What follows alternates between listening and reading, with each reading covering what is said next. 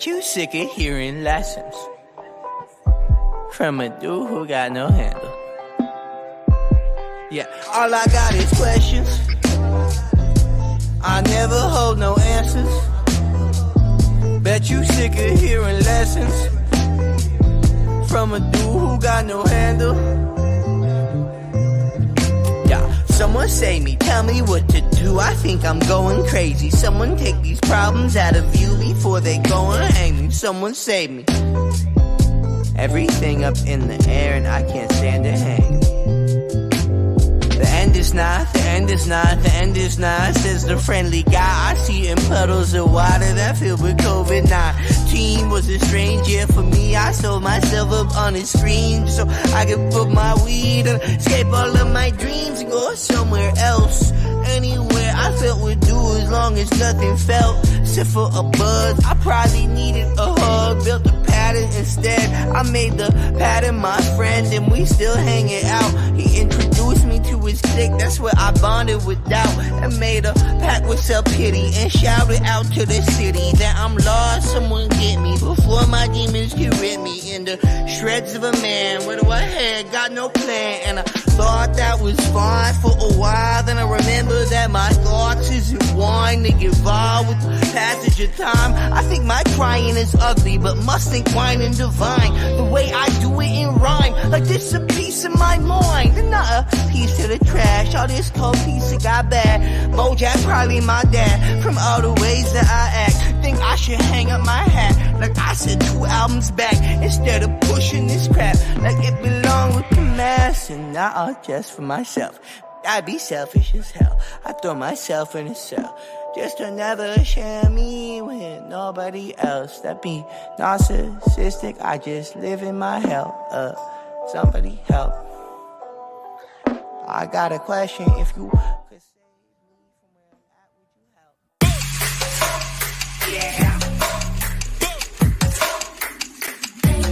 you help? Yeah. Yo, what is up, Geek Corner? This is your boy, Earth Mac, the mad scientist. And it's the infamous Alvin.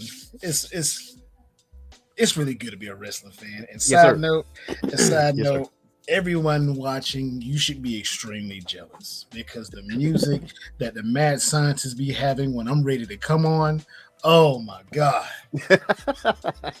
Bops. Hits. So shout out to Epidemic Sound, man.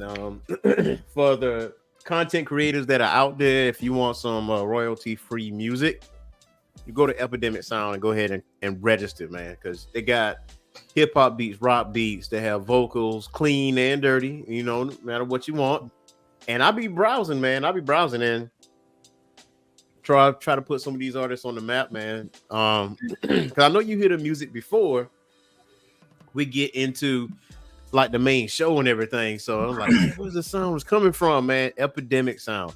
I know the next show I'm gonna actually put the link for Epidemic Sound in the comments, in the description below. So the next show we do, I'm actually put that link there because right now it's too late to do it because we're live now. Yeah. But I would definitely shoot that link in there for you guys can actually, sample out some music for yourself. Alvin, man. Bro, like you said, it's a good time to be a wrestling fan. Obviously, you see the thumbnail. We're going to talk about the legacy and the last ride of John Cena, you know what I'm saying? The leader of the PG era, the number one guy in the PG era. That's no slight. That's just the facts. That is what it is. He was the head guy at PG era. And he's still number one. He's still number one leader in Make-A-Wish. Right? By a country mile. Yeah. Like he been granting wishes left and right, man. He was pulling up all the time, which is highly, highly commendable for him. And then he transitioned over to Hollywood and stuff like that. Now, but before we get into that, we got some breaking news, man. Breaking news. Like this thing been all over Twitter, and there's been a lot of discourse between AEW fans, like the tribalist AEW fans, and the tribalist WWE fans. But if you are a tribalist, which just for the record, I hate you all. But if you're a tribalist and you want to call this a dub, breaking news: Stephanie Valkyrie signs with the WWE. She going over to NXT. Boy, Shawn Michaels posted on Twitter that say, "Welcome to the WWE family, Stephanie Valkyrie." Now, what's funny about this is that now some of these WWE fans, like the tribalist ones, having dream matches in their head, but at the same time, these are the same type of fans that didn't know who she was, up until Forbidden Door, and like who she's going against and who is she, and this, that, and the third, and low key slights. But now that WWE signed her, it's like, I forgot what I said last week. So, but she put the world on notice on Forbidden Door. Like, if you didn't know who Stephanie Valkyrie was, you definitely know who she was after Forbidden Door. You know now. Because to see, one, for starters, and if no one watched that match between Stephanie Valkyrie and Mercedes Moné, you're talking about an extremely physical match between two women. Very physical match. I thought at times some of the movement was kind of slow, but of course, once they got into it, they were. I mean, it was balls to the wall once they got into it. So to see her go to WWE to NXT, I mean now, and to be honest, that NXT women's division, it's coming, like it's on the way.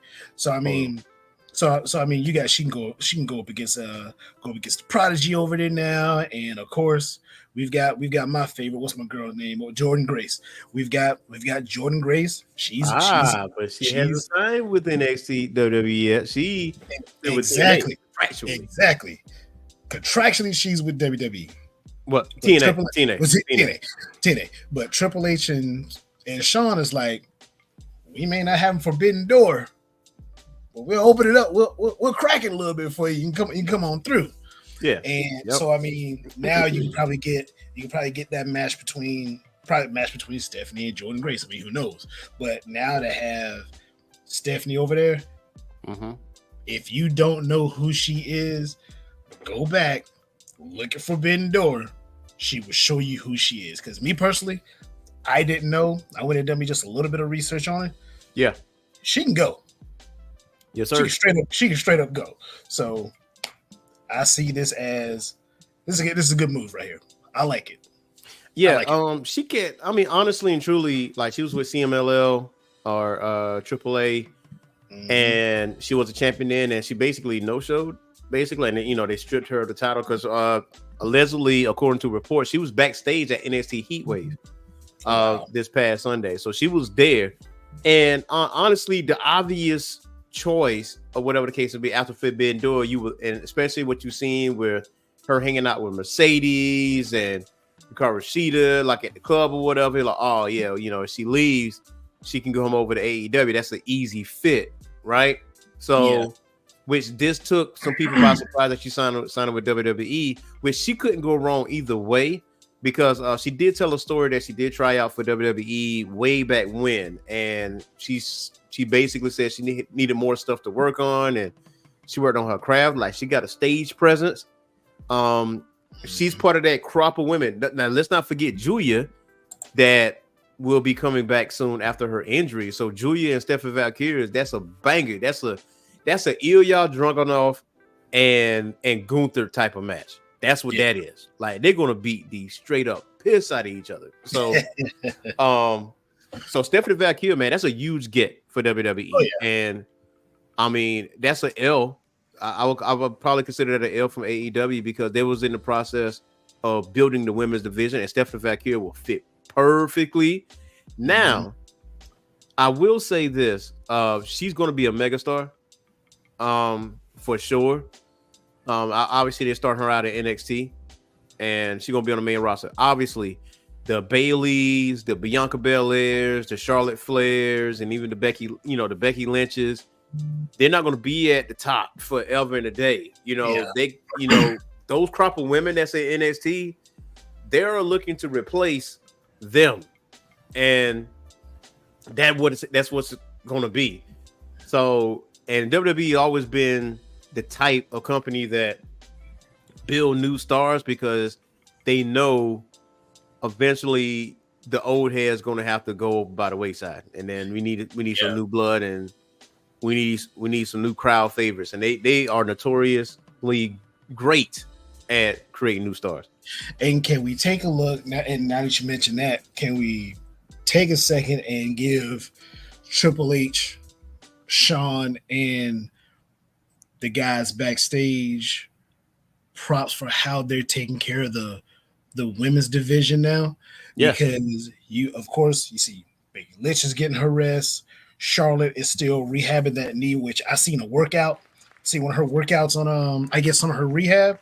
Yeah. I think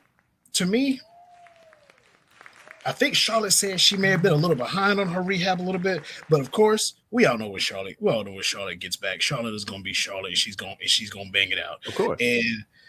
And the reason I say, give those guys their flowers a little bit, because it literally goes along with what you were saying. We're seeing, honestly, I wasn't a Liv Morgan fan for a minute, for a while. I am now. Yeah. Because of the work she's done while Rhea was out. I mean, she basically what they told her to be the crazy stalker type of chick for Dom. Bro, she has taken that role and ran with it. I mean, I love what she's doing. I hope they keep it up. Then, of course, just mentioned her, Rhea Ripley. Yeah. Rhea's character is supposed to be a heel. The pop that she got Monday night. Yeah. You'd have thought she's only been gone like a few months. You'd have thought not even 2 months. I think it was like maybe a month and a half.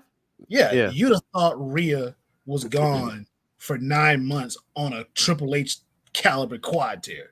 Yeah.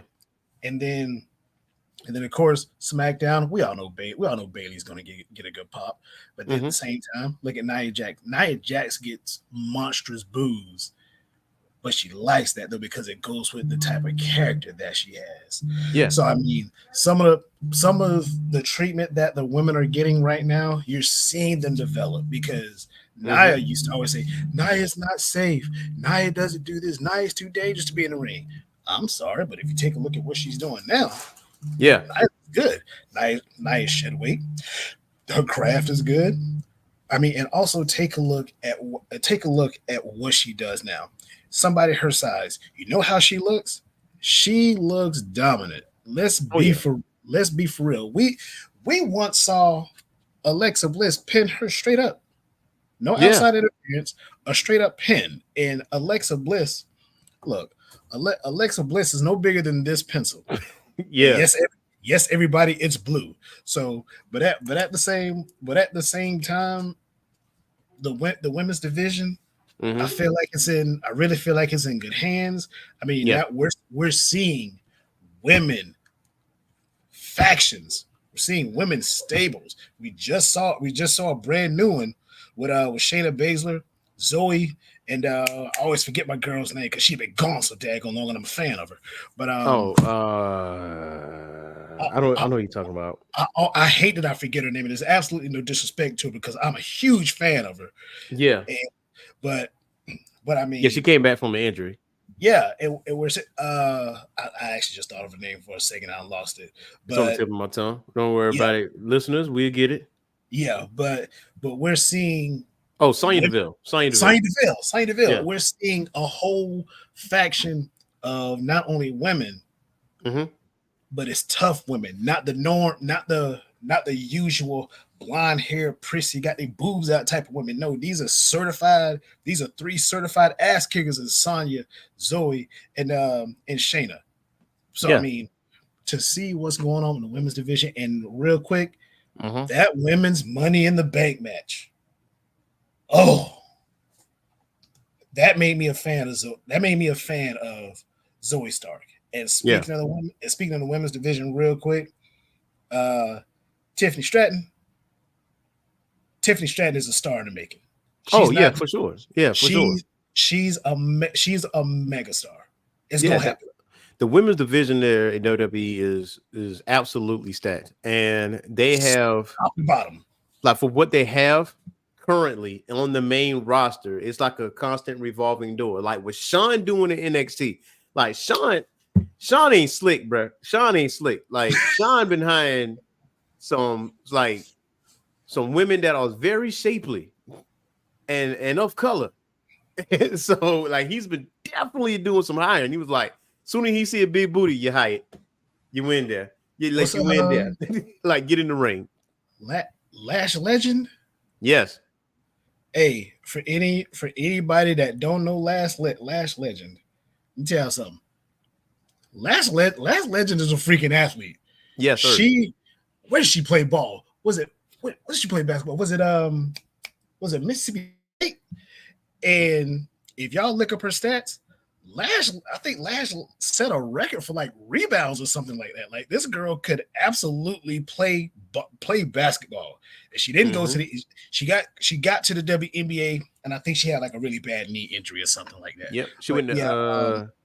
She went Howard for rebounding machine. Was it her last Unreal Howard? Now Howard was the first player in Texas A&M history to have over 1,000 career rebounds with the school, getting 1,002. She also set an NCAA tournament record with 27 rebounds in the 2016 NCAA tournament, and she has named the Southeastern Conference all freshman team during the first year with the Aggies. Yeah, she's not. Yeah, she ain't no slow lead. Yeah, and again, I agree with you because you got Lash Legend. Oh my God, they got a nut, man. They got. I think it's Jada Parker, isn't it? Bruh. Yeah, Jada Parker. One of my coworkers, he came to me, man, did you see Jada Parker? I said, calm down. Calm down. Calm down. Let's be respectable here. But yeah. Sean ain't slick. Sean ain't slick, man. Sean is not slick, bro. Shawn Michaels is not slick, but Sean is cooking out there in NXT now. Yeah. Now, if you asking me if I'm going to watch NXT like every week, the answer would be no, because I try to. Now the pay-per-views, yes. I will watch pay-per-views because at one point, like Sean has been working very hard to get NXT back to what it once was, because when it was NXT Black and Gold with Triple H, that shit was popping off on all cylinders. That was, to me, that was the best pro wrestling show on TV, period. Like that was just straight across the board. Like that was just. That was a roster full of stars at one point. Bro. And everybody was like, and he wasn't like giving them fake gimmicks and these BS gimmicks and all that stuff. Every single person was cooking, and it was a 2.5 hour pay-per-view. And then on top of that, their shows were better than the main roster show. The main roster shows suck compared to Black and Gold pay-per-view. And some people don't even get me started on War Games. Yes, War Games, like because the Undisputed Era had two really good War Games matches. Yeah, two banger War Games matches. And let's think about who was all on the NXT. You know what? There was a point in time that NXT roster, it was very attitude. It was like very attitude era, pre-attitude era-esque, where remember when The Rock was part of the Nation of Domination, you had Stone Cold, Owen, Brett, and then you had the attitude era. You had Shawn on his way out. You had Undertaker, Stone Cold, Triple H, like Triple H coming into his own, becoming a great Triple H. And then you look at what NXT had at one point. Yeah, the Undisputed Era, Velveteen Dream, Keith Lee, Andrade Gargano. At one time, Ciampa. At one time, you had all of those guys at one point, and you had Velveteen Dream, who an obvious, somewhat of a bag fumbler, because he admitted he didn't handle stuff like he should have. Yeah. But at one point, you had him coming out. He came out dressed like Prince Puma once. He did like the NWO Hogan thing. He put somebody's wife on his tights. That was an ode to Rick Rude, which I loved that part because Yeah. you've never seen it was Roderick Strong's wife, Marina Shafir. He put her on his tights On his like tights. Rick Rude did to Jake the Snake Roberts once. And to see what NXT was, man, I'd give a foot of intestine and half a lung and a kidney to give me black and gold back. Yeah. Because Black and some people argue me, man. Like it's like one or two people that argue me like, nah, like main roster is the main roster and the black and gold brand was developmental. Like, was it really though? Because the black and gold brand in NXT was a third brand. Like it started out. Yeah, it started idea out. was supposed to be developmental. The idea was developmental. Yeah. The execution was beyond main roster because WrestleMania was a weekend. And of course, it was an NXT takeover that same weekend. And WrestleMania that year wasn't 2 nights, it was only one. It was only one, yeah. They had takeover that night before. Better. Oh, it was matter of fact, that pay-per-view wasn't even a full 3 hours. It was like 2.5. It was 2.5 hours. And NXT right now, their pay-per-views like a good 2 hours. And guess what? Those are good matches in them 2 hours. Yeah, it is. And like it was lightning in the bottle. And Vince McMahon jacked that up because he was salty. And that's pretty much what it is. Like people can say, hey, Ham, you hate Vince McMahon or whatever. Like Vince McMahon has done phenomenal things for the wrestling industry, like leaps and bounds, like made it a global entity. Like I'm not taking that away from him at all. But the fact that he was salty that NXT was losing in the ratings compared to what AEW was doing on a Wednesday night because they was on the same night, and then you just scrap everything that was black and gold, and then you put this NXT 2.0 bullshit out there, like you made it a shell of itself because you salty. It's like, come on, bro. Like everybody was watching black and gold. Like some nights black and gold was winning, some nights AEW was winning. It was like a teetering thing. But I mean, for the most part, AEW was winning. But still, yeah, I was checking out black and gold still every single week. Like it didn't matter to me. I was flipping channels. That's what I was doing. And before AEW even opened their doors, before Cody was still indie circuit. Yeah, when you had those NXT pay-per-view. Matter of fact, that 1 hour NXT came on when it was just when it was black and gold, bruh. I didn't miss a lot of NXT 1 hour shows on Wednesday. Yeah. I didn't miss a lot. Like when Samoa Joe show, I still remember Samoa Joe showed up for the first time. I still remember when Kevin Owens showed up for the first time. Like Ben Balor. Some of these guys when they appeared. And some of these, like I remember Samoa Joe, but I didn't watch a lot of his stuff. Yeah, I definitely heard of Kevin Owens, as Kevin Steen, Finn Balor, the Prince. He showed up, and I'm sitting there watching. And I was like, okay, maybe I could like these guys. And their first pay-per-view on NXT came up.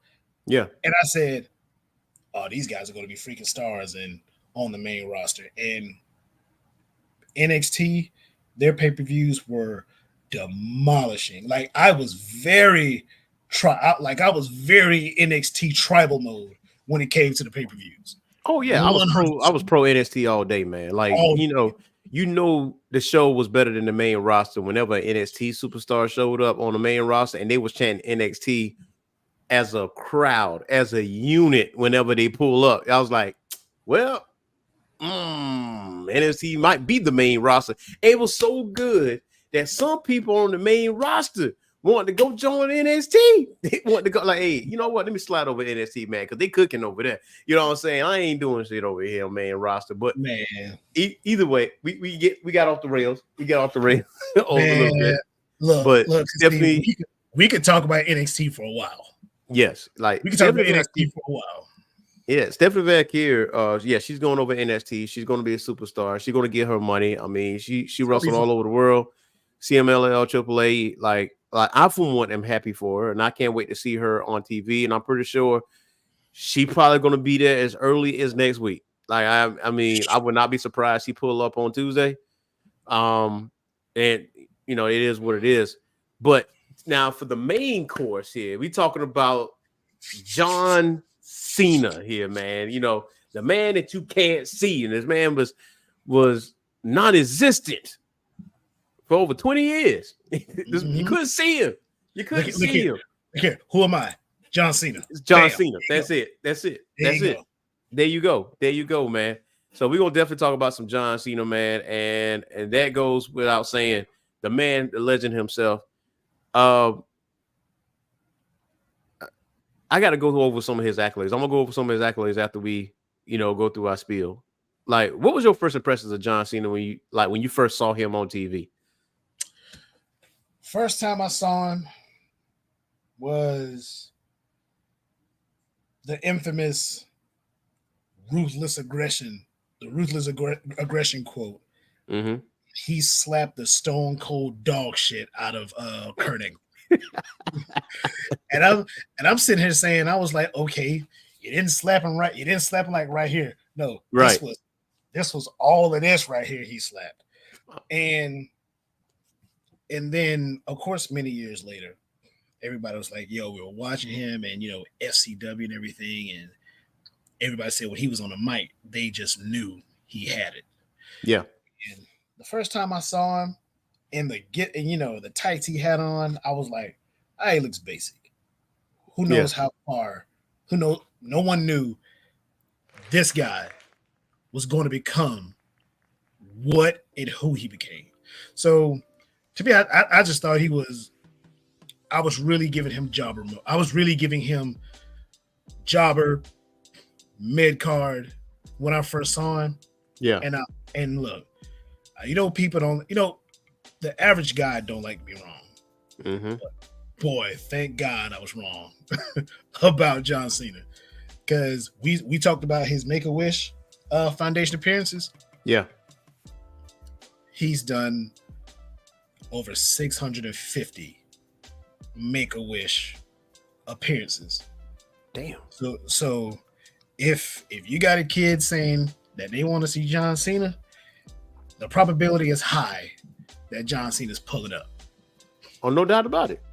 No doubt about it. Like, I mean, the way his Make-A-Wish Foundation visits, like, it's historical.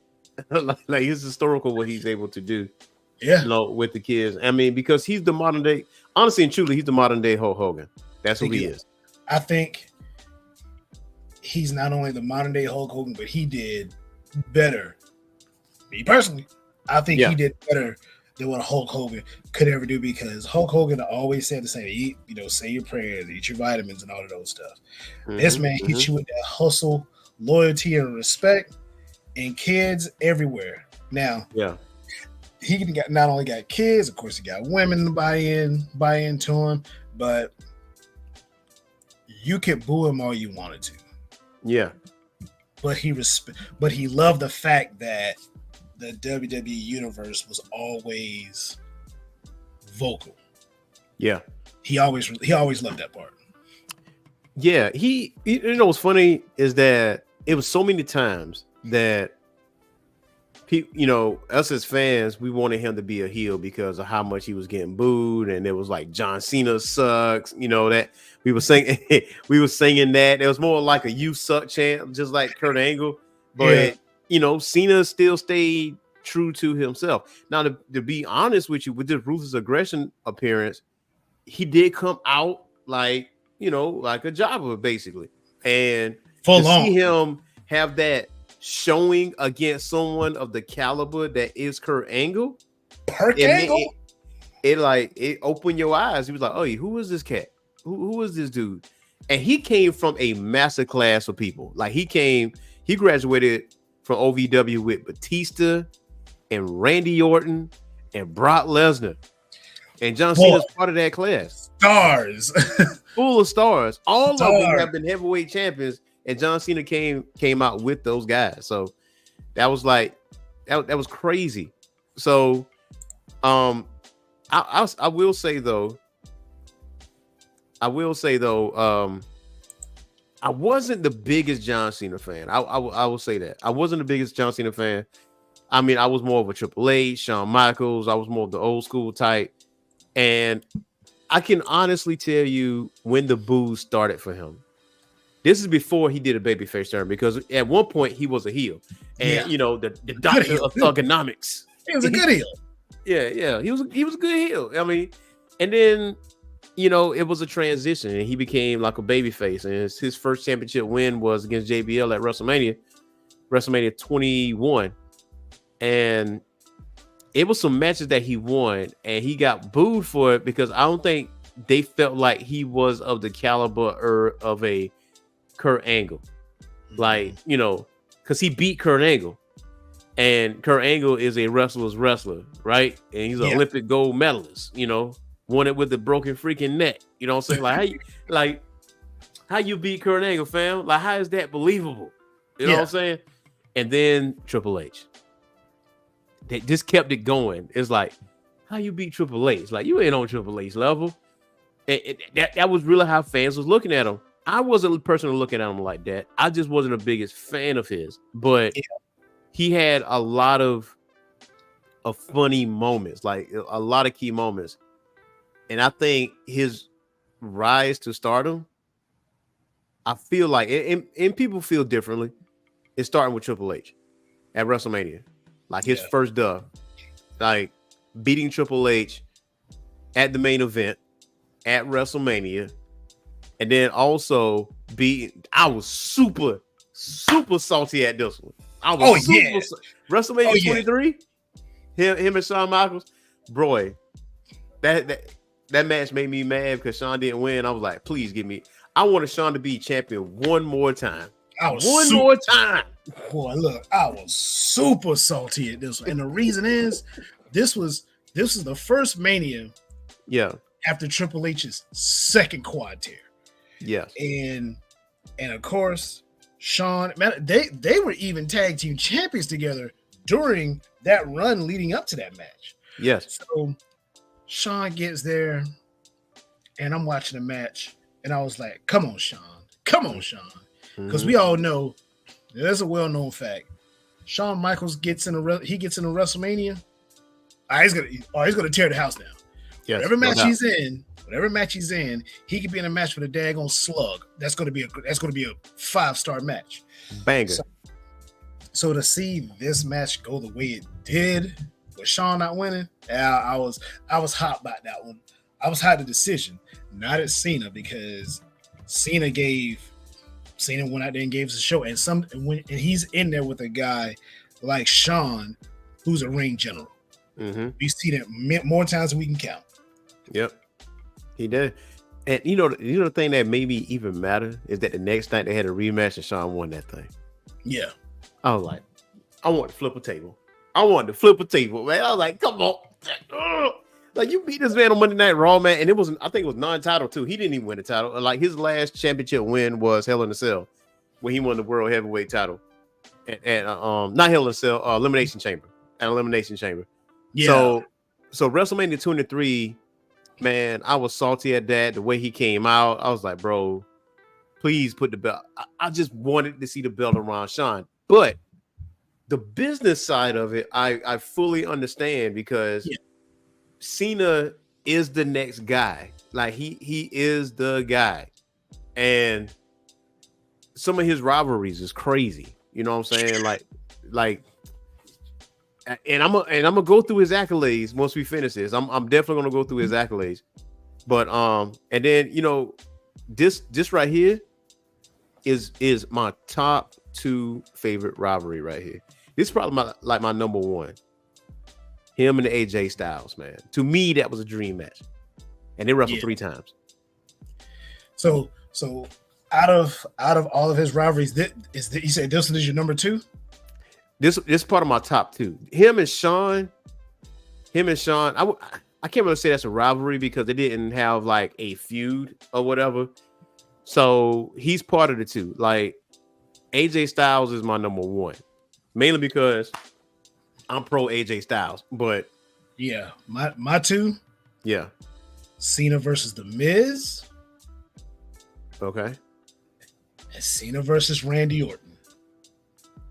Now definitely see that. Now definitely see that. Now definitely see that. And the reason is Orton made this rivalry look very real. Yeah. He made it look personal. And they did some long-term storytelling because of their OVW days. They both were there at the same time. Yep. And they kept Part of that harping graduating on. class. They kept harping on. They were down there together. They came up together. Their careers took different routes, but they always came back at the same. They always came back to clash at some point. And their title matches. It was visceral. It was personal. Yeah, they made it look like, hey, F you, I hate you. I mean, they really told a story of that. Yeah. And it was, I mean, those are some good matches. Like, this is a rivalry that folks don't talk about like they should. They really don't. They should. I mean, that's part of. I mean, him and Randy have a long history of facing each other. You know, usually it's a rule of 3 lately, because if you feuding with somebody at maximum, you're gonna wrestle them at least 3 times, and it's gonna be like a best 2 out of 3 without them actually saying it. But like a special rivalry, though, I would say Randy and John was some of the last historical rivalries, because they wrestled each other like a lot. Like Rock and Austin, they wrestled each other a lot, but each time that they wrestled each other, it still had your attention. It wasn't like here we go again. You know, it wasn't like that. It was always something. It was always like some kind of spin that he used to put on it, and it kept it relevant at that point. So that's one of the last historical rivalries, you know, at this point. Multi-match, more than 3 matches type. To me, that's probably the best rivalry, in my opinion. Rock and Austin's probably that's a top tier rivalry. Yeah. If someone says, hey, what's your top three all-time rivalries? Boy, that's got to make a push for number 1. But this rivalry here between Cena and Orton, man, this is one where you sit there and say, how could you not talk about this? Because the matches they had, and it was just like a grudge match. No, the title was always at stake, just about between these two. Yeah, it was always at stake, and no matter who won or lost, they gave us a good match. They gave us a physical match too, boy. They did, man. It's like they told a story, and John didn't win all the time. Randy didn't win all the time. And I think the last time they met, and correct me if I'm wrong, Geek Corner members, I think the last time they met, I think Randy won. I think he won like the undisputed title at that point in time. So, but yeah, we definitely going to go through some of his accolades, man. We got to go through some of his accolades of John Cena, man. We got to, let me share the screen real quick. Check the Wikipedia here. So, So we looking at this, right? The Baltimore Sun best feud of the decade. Look at these feuds, man. I forgot about Edge. Yeah. Ooh. You forgot about Edge? And look here. We forgot about CM Punk. Remember the pipe bomb. Yes. The pipe bomb.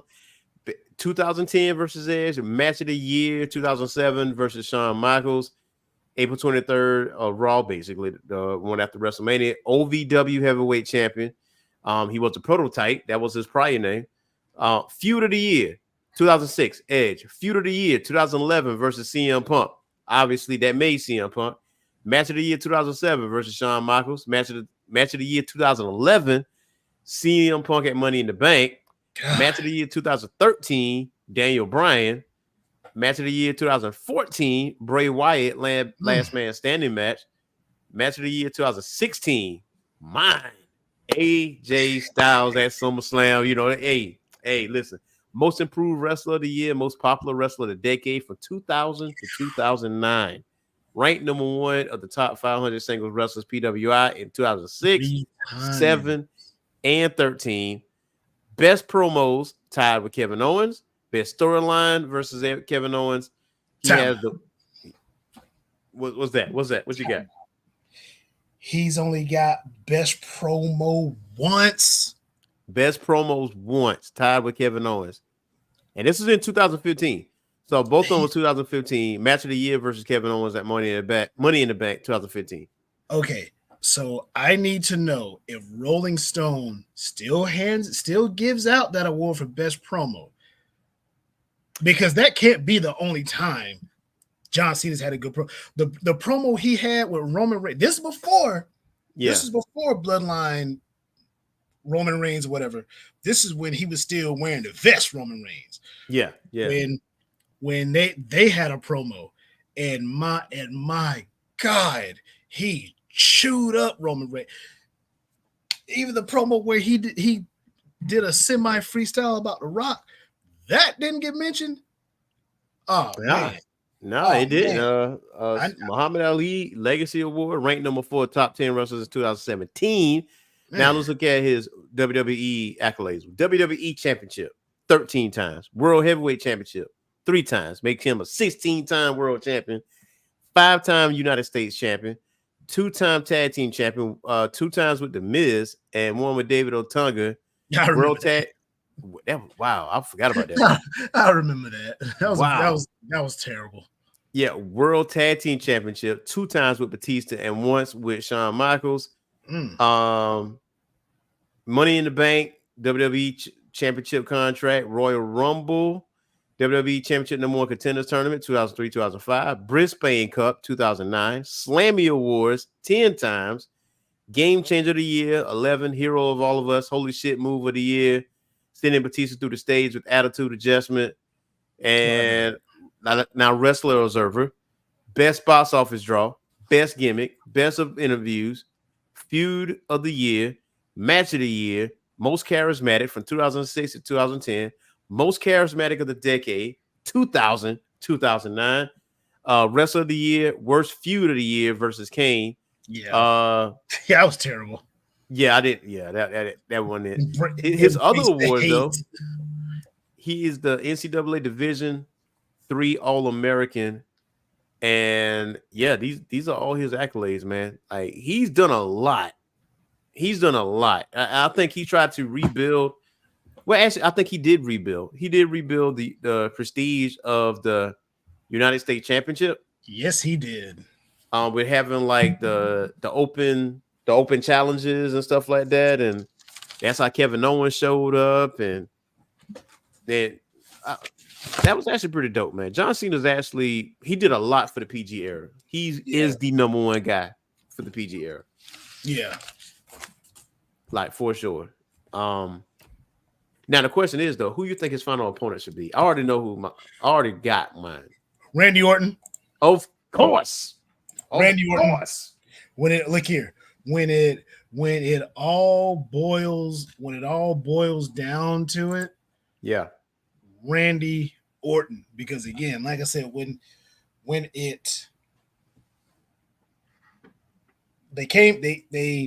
OVW together, yeah, into the main roster together.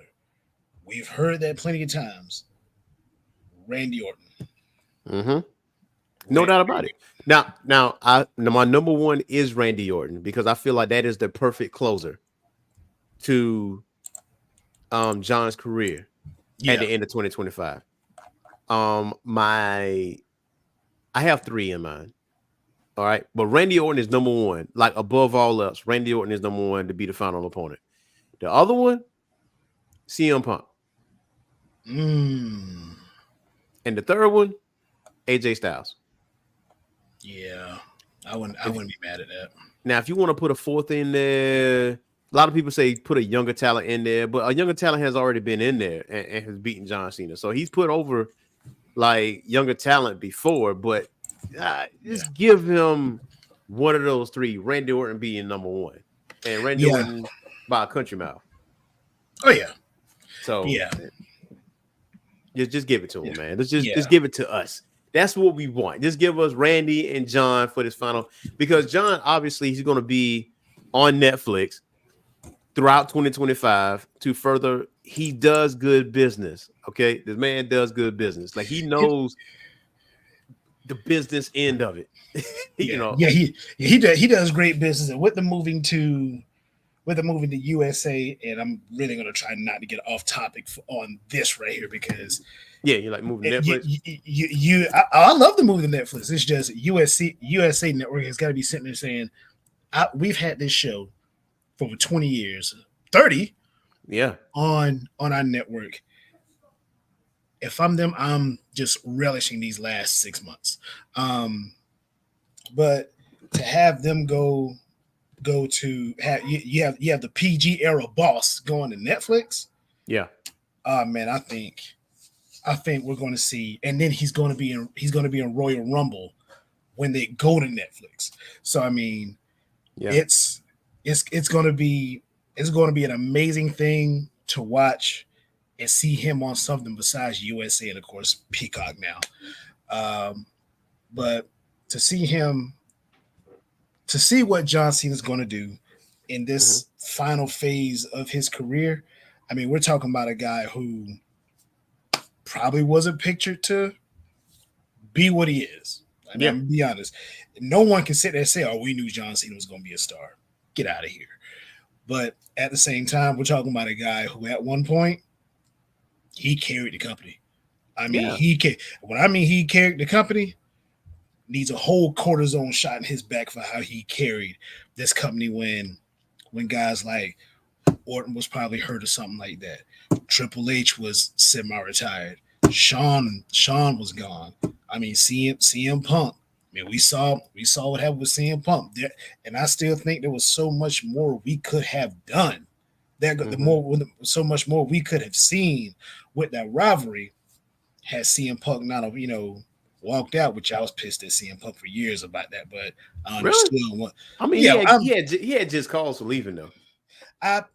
Once he was on AEW and he said why he left, I said, you know what? I get it. Yeah. I get it. It took me years to say, I understand.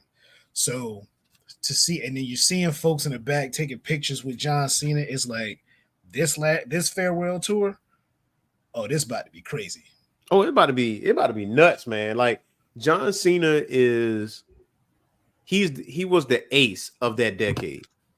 Like he definitely was the ace. You know how Tanahashi is the ace of NJPW.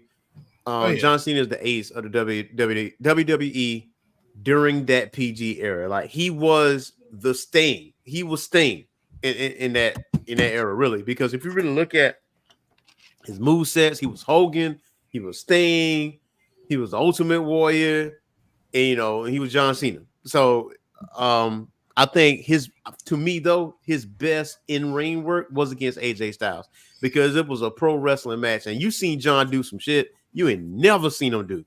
Yeah, like never seen him do, and that's why I put that rivalry with AJ Styles slightly above the Randy Orton rivalry because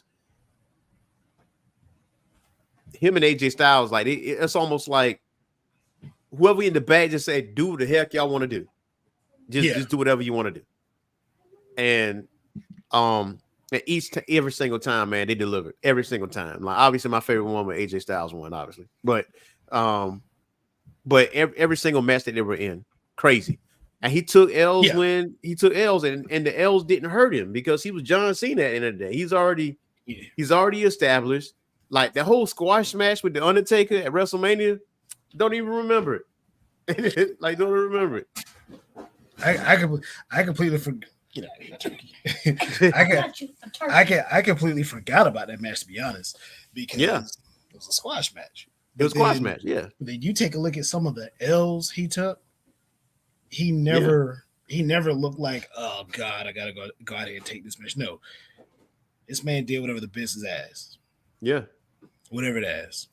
Yeah, every time. He is the perfect model citizen for the WWE, man. He is like, you can't say this man was disloyal at any point of his career because he's been pro WWE. He's been bred by the WWE. He's part of that the system. He was created out the test tube. for WWE, and they never let him go. Wisely, they didn't let him go. So, Yeah. Like wisely, they never let him go to no TNA. AEW wasn't even in the cards. Nope. He never went to Japan. I don't think he would have even tried to go to Japan because again, he was this generation's Hulk Hogan, but better. Yeah. Hogan never tried. He never tried to be better. And the Iron Sheik was on Twitter telling people for years Hogan is a slime ball. Hogan didn't try to be better. Ric Flair told us. I mean, it was so many guys telling us Hogan never tried to improve. We sat here and watched Cena go from one or two moves to a whole arsenal of move sets. Yeah. Submissions. He evolved. He evolved. He evolved. Like I mean, as far as the goats goes, man, he belonged on that mountain. He belonged on that mountain for sure. I mean, my Mountain Rushmore: John Cena, Stone Cold, The Rock, Shawn. Sorry if I left somebody off that everybody else care about, but to me, Shawn's my greatest wrestler because it wasn't like Shawn was ever that big. No. He was never that big of a guy. Yeah, he's like mid-size. Yeah, small guy. Shawn because of WrestleMania. The Rock because of his feud. Because of his feuds and his mic work with Stone Cold are just or his mic work of all time. Stone Cold, come on, Stone Cold Steve Austin, and John Cena because again we're talking about John Cena. We know what he's done. That's no disrespect to Ric Flair. I know a lot of guys who are older than us that saw Ric Flair in his early days during the territories, but the guys I just named, they were the ones I can say when they were on TV, I wasn't missing it. I wasn't missing their matches. Yeah. Nah, I'm gonna still say Ric Flair the GOAT. Like everybody that's on that Mount Rushmore, they always look at Ric Flair as the inspiration. That's their guy. Except for John Cena. I don't think John Cena look at Ric Flair as an inspiration because he don't have any mannerisms that Triple H has the mannerisms, Rock has the mannerisms. Austin even had the mannerisms when he was stunning Steve and part of the Hollywood Blondes and stuff like that. Oh yeah. But yeah, that's the legacy of John Cena, man. I'm very anxious to see who his matchups will be up against on 2025 because he's going on the tour. He's going on his final ride, just like Bryan Danielson is now this year. You know what I'm saying? Because at 8 p.m. tonight, AEW Dynamite. It's Wednesday night. You know what that means? It's fight night out here, man. And you know what that means. That's right. And you know what that means because Bryan Danielson and Hangman Adam Page in the finals at the Owen Hart Cup. Now, we don't know who's going to win this thing. We really don't. Ooh, boy, which makes it a must-watch situation. It makes it a must-watch situation. So, ready to go see that. Anxious to see that. All in.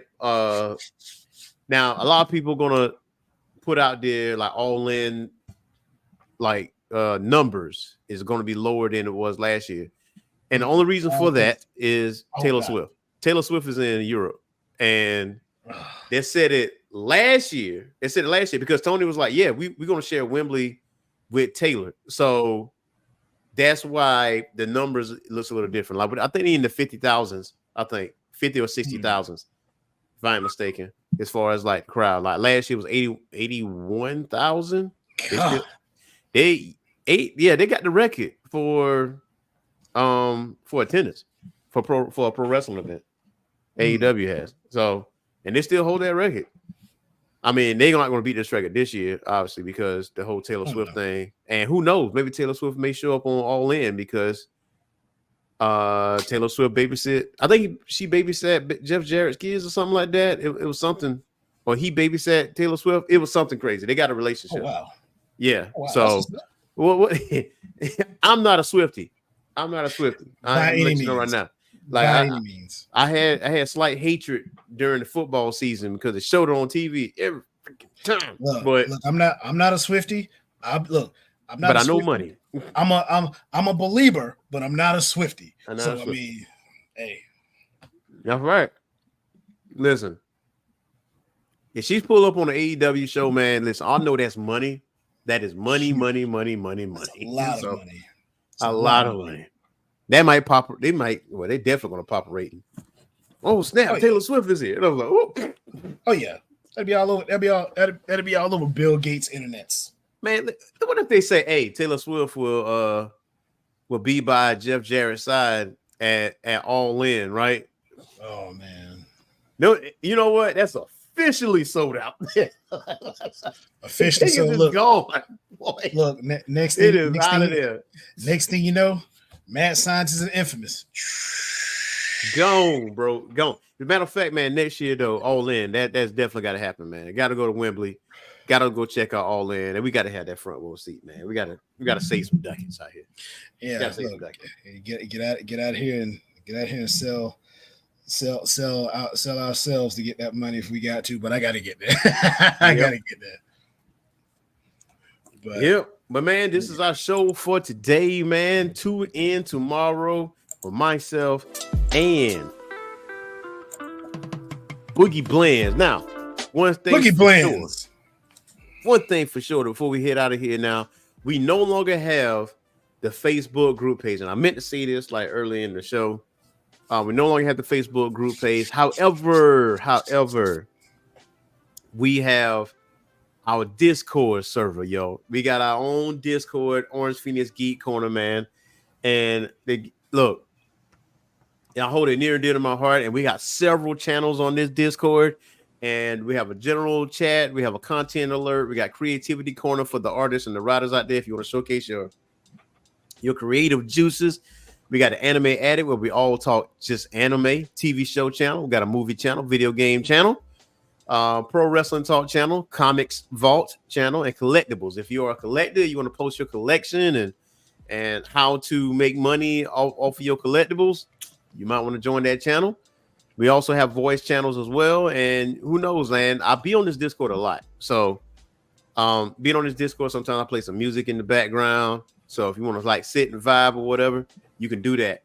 Join our Discord. The invite link is in the description below. All right, so go and check that out and go ahead and follow the welcome, because we have some fun in this Discord. No more Facebook group page. And you know that Facebook is trash. Yes. Okay. Yeah. It is, bro. It is, man. Especially for everyone, please jump on the Discord, man, and come out at us, because we in there. We in there. Real quick, shout out to some good people, part of some of the Orange Phoenix family. Shout out to Boogie Blends. Shout out to my girl Vivo. Look here, miss you, homie. Ain't seen you in a while. Look here, I'm working out. I'm getting there. I'm getting there. So I'm getting there. But to the Orange Phoenix family, man, from the wrestling crew right here. Shout out to y'all and to everybody that tuned in. As always, thank you, because this you guys make it fun. Two black guys, pure nerds, loving them some good old wrestling. Monday, Wednesday, Friday, Saturday, and Sunday when it comes to pay-per-view. So hey, that's right. That's what we grew up on, man. That's right. Some wrestling. We grew up on. Some wrestling. Some Ted Turner. Good old wrestling. Good old wrestling. Some graps. Wrestling. The graps. Yeah.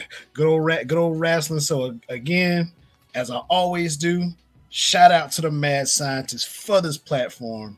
Yeah. And hollering at your boy to get me on. Yes, sir, man. So we see y'all tomorrow night at 7 p.m. Eastern Time, talking some nerd talk, and stay tuned for our top 10 underrated PS1 games out there. And we definitely gonna be talking about Supercell. Definitely gonna be talking about The Boys. Yeah, so we're gonna be talking about that, man. So yeah, jam-packed show tomorrow. Very excited about that. So tomorrow I gotta tune in. Yes, sir. I gotta tune in because I got one video game that is near. Oh, you said PS1? PS1, underrated PS1 game, PlayStation 1 game. Let me calm down. Whenever you say PS2, there's only one game only that's near and dear to me, and I wish they bring it back. Okay. I wish and look, if y'all want to know, I'll say it real quick. We got like a second. I'll say it. Def Jam Vendetta, Fight for New York. The second one. What he's a the gem, second man. Fight for New York was a gem. Fight for New York was a gem, man. The fighters they had on that game. If you're a lover of hip hop, that was the game for you. Yes, sir. It definitely was. And hip hop and wrestling together. And submissions. Busta Rhymes was a submission specialist. I hated Busta Rhymes for 2 years because he always made me submit. 2 years. PTSD over here because of that game, but that's right. But we talk about wrestling. That's right. That is a wrestling game officially. That is a wrestling game. Def Jam is a wrestling game. It definitely is. So it is. And we should, man. Like next week, you should do our top 10 like wrestling, pro wrestling video games of all time. Boy, we should do that.